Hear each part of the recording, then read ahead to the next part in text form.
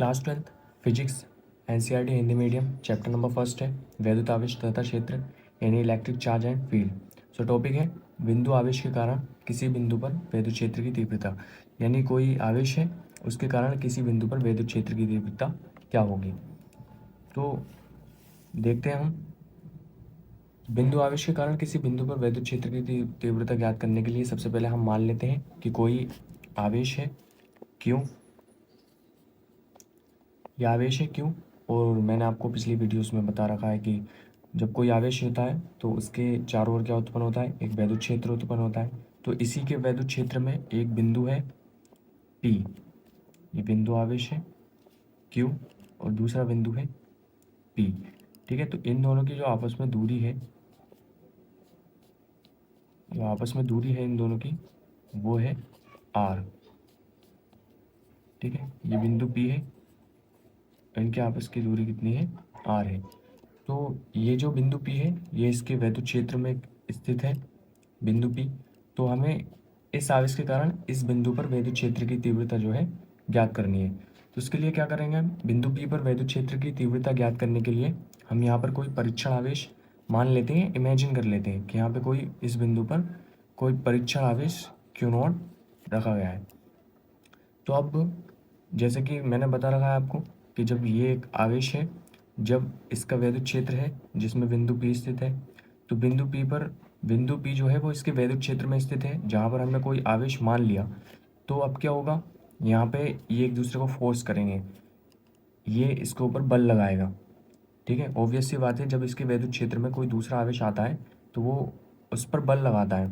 तो अब जो इन दोनों के बीच जो बल लगेगा वो देखते हैं। अब बिंदु Q यानी बिंदु आवेश Q जो है, यहाँ पर हम लिख देंगे बिंदु आवेश Q के कारण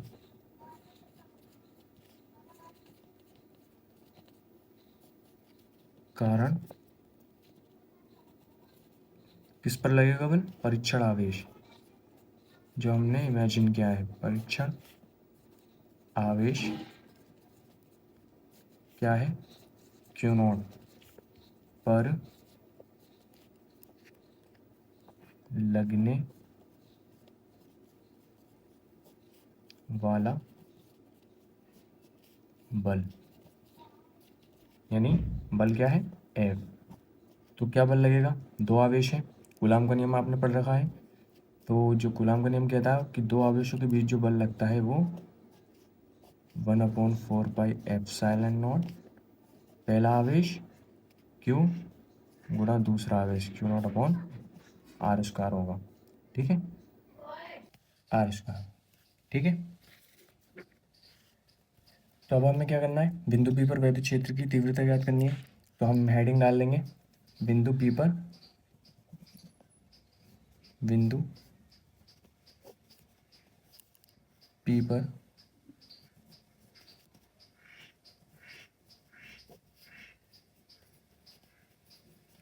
वैद्युत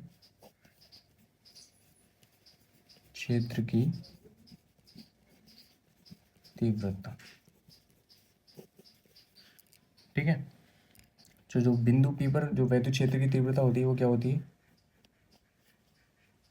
E = F/Q0। किसी भी बिंदु पर जो वैद्युत क्षेत्र की तीव्रता होती है वो वैद्युत बल यानी F पर जो निर्भर होती है। ठीक है, तो हमने F निकाल लिया है यहाँ पे, जो F है वो 1/4πε0 F की वैल्यू दी रखी है। ठीक है, तो हम अब वैल्यू पुट कर देंगे। तो E जो होगा वो 1/4πε0 Q इंटू Q0/r² में Q0 से Q0 कैंसिल। ठीक है, तो जो वैल्यू होगी वो होगी E = 1/4πε0 Q/r²। तो यही क्या होगी आपकी बिंदु P पर वैद्युत क्षेत्र की तीव्रता होगी। तो ये बिंदु आवेश के कारण किसी भी बिंदु पर वैद्युत क्षेत्र की तीव्रता जो होगी वो होगी E = 1/4πε0 Q/r²। तो पूरी ही फिजिक्स के अंदर यही फॉर्मूला यूज़ होने वाला है। किसी जब हम कभी भी बिंदु आवेश के कारण वैद्युत क्षेत्र की तीव्रता निकालेंगे तो हमें यही फॉर्मूला लगाना है। तो आप देख लीजिए पूरे जो है वो यही है, सिंपल सा जरा सारा टॉपिक है, सिर्फ 2 लफ्ज़ों का। यहाँ पे इससे आपको पहले रचना जो लिखनी है वो यही लिख लेनी है कि माना, यहाँ पे आपको लिख लेना है माना एक बिंदु आवेश Q के वैद्युत क्षेत्र में एक बिंदु P स्थित है जिस पर वैद्युत क्षेत्र की तीव्रता ज्ञात करनी है। तो बिंदु P पर वैद्युत क्षेत्र की तीव्रता ज्ञात करने के लिए हम बिंदु P पर एक परीक्षण आवेश Q नॉट की कल्पना करते हैं।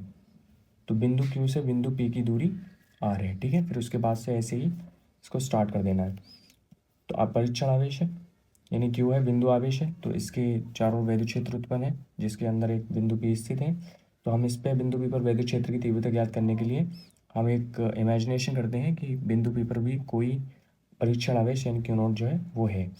तो अब ये आवेश है तो ये एक दूसरे के ऊपर बल लगाएंगे। तो बिंदु आवेश Q के कारण जो परीक्षण आवेश पर बल लगता है वो होता है 1/4πε0 Q into Q naught upon are square. बिंदु P पर वैद्युत क्षेत्र की तीव्रता ज्ञात करने के लिए हम फॉर्मूला यूज़ करते हैं A is equal to F upon Q nought, जहाँ पे वैल्यू पुट करके Q नॉट से Q नॉट कैंसिल हो जाता है, वो वैल्यू आ जाती है A is equal to 1/4πε0 Q upon are square. तो इतना सिंपल सा टॉपिक था, ठीक है। तब तक के लिए मिलते हैं अगली वीडियो में।